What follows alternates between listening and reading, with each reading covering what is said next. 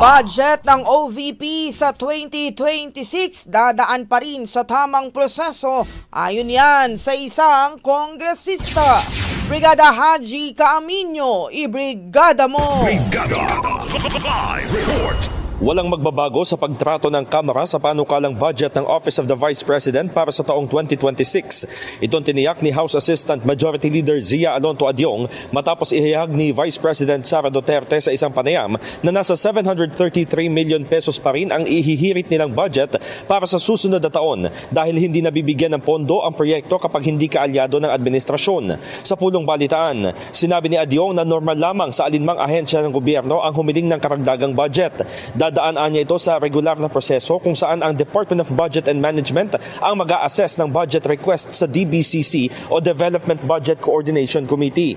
Iginit din ng kongresista na kahit na hindi sumang-ayon sa mga polisiya ng Administrasyong Marcos, mahalagang ahensya ang pinaglilingkuran ni VP Sara. Kaya sisilipin nila ang budget kung paano ito ipinoproseso. Hindi umano sila nakatutok sa kung sino ang nakaupo sa ahensya at sa halip ay sa kinakailangang suporta pagdating sa alokasyon ng budget para sa OVP at kung paano nila ito susuriin.